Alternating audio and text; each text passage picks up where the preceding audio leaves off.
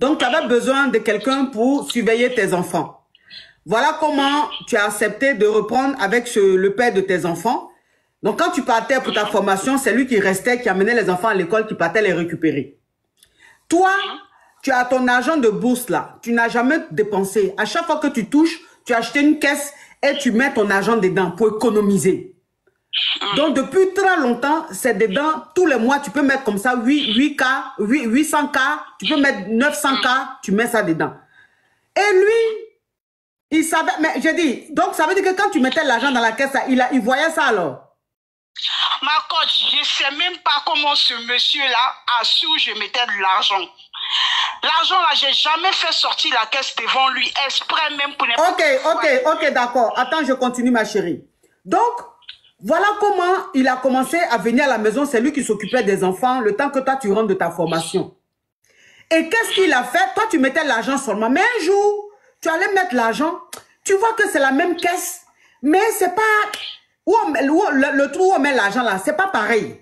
Donc tu as tiqué un peu, tu dis, c'est la même caisse, mais façon, la forme a changé.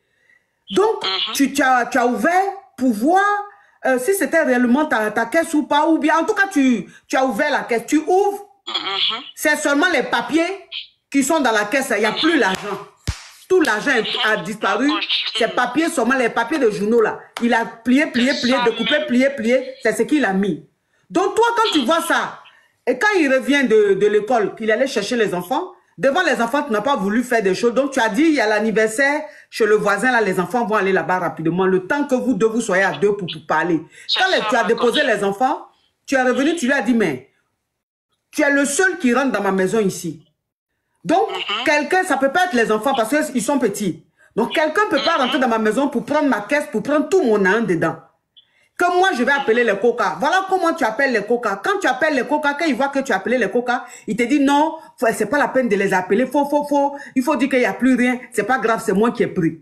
Mais c'était déjà tard puisque les coca arrivaient. Donc, quand les coca sont arrivés, tu expliques la situation. Les coca demandent au monsieur, est-ce que vous reconnaissez les faits?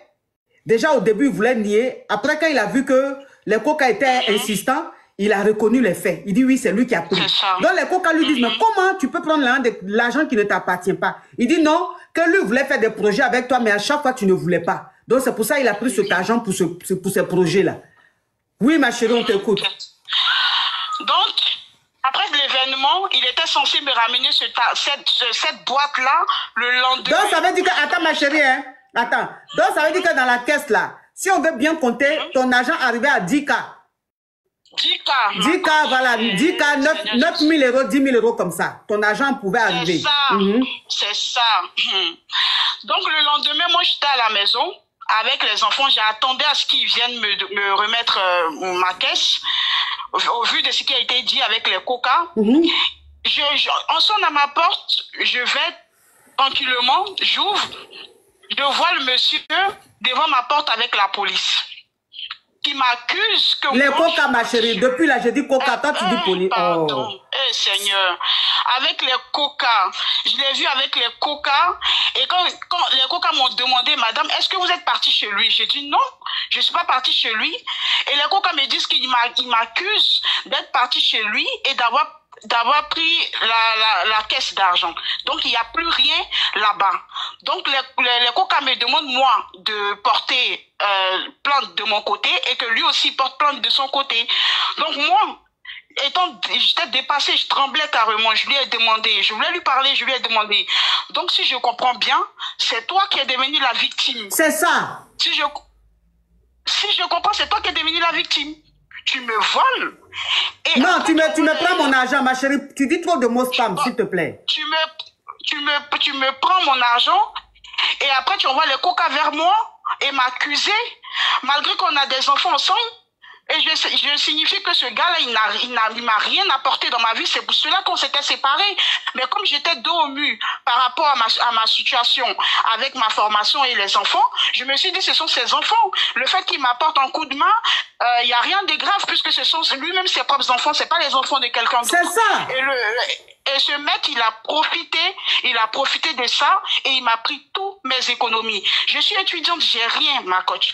Tout l'argent que j'économisais dedans, à part mes enfants À part mes enfants et mon loyer, mes factures à payer, moi-même, je ne m'achetais plus rien.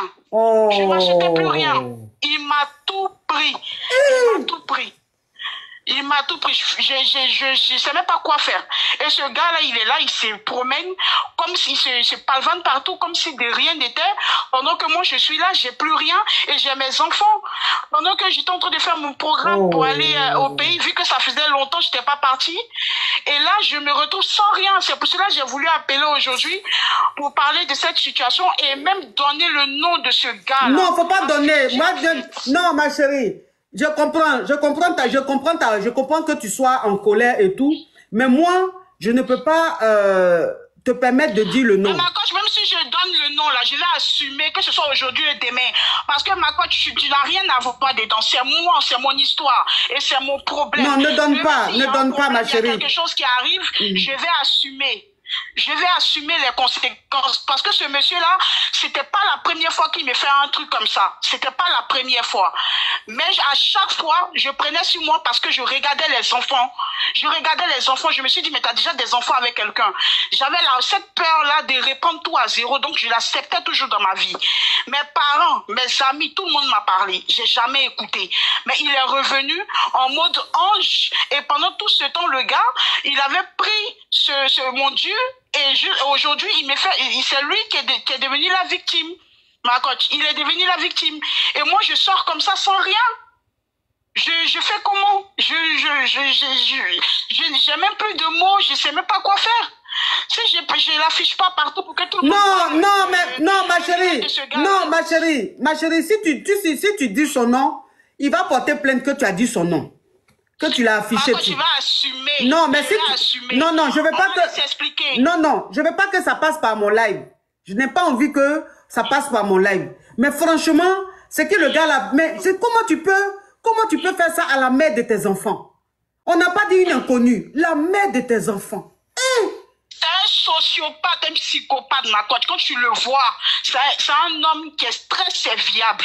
Il est serviable, donc tu peux pas savoir qu'il a un comportement comme ça derrière. Et c'est à la suite de ce qui m'est arrivé, je rentre en contact avec sa famille et c'est là qu'eux aussi m'expliquent que c'est son travail et c'est comme ça qu'il est et qu'eux-mêmes ils ont coupé les ponts avec lui parce qu'il leur a fait la même chose, ma coach.